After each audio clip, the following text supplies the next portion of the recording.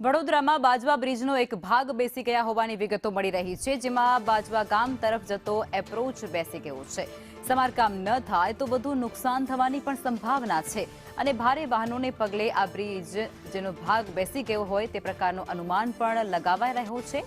બ્રિજનું લોકાર્પણ થયા હજુ માત્ર 2 વર્ષ થયા નથી અને તેટલામાં આ બ્રિજનો એક ભાગ બેસી ગયો છે। રૂપિયા 39 કરોડના ખર્ચે આ નવા બ્રિજનું નિર્માણ કરવામાં આવ્યું હતું, જે હવે લોકોને સમસ્યા સર્જી રહ્યું છે।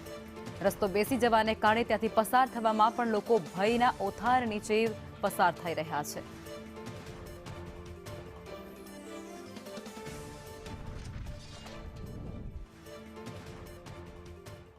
બાજવાનો આ રેલવે ઓવરબ્રિજ છે કે જેમાં બાજવા ગામ તરફ જતો એક ભાગ છે તે જાણે અહીંયા બેસી ગયો છે। આપણે આ દ્રશ્યો બતાવીએ કે જે સાયકલ લઈને પણ જ્યાં નાગરિક આવી રહ્યા છે તે પણ આખા એક ક્રોસ હોય તે પ્રકારે અહીંયા ચાલી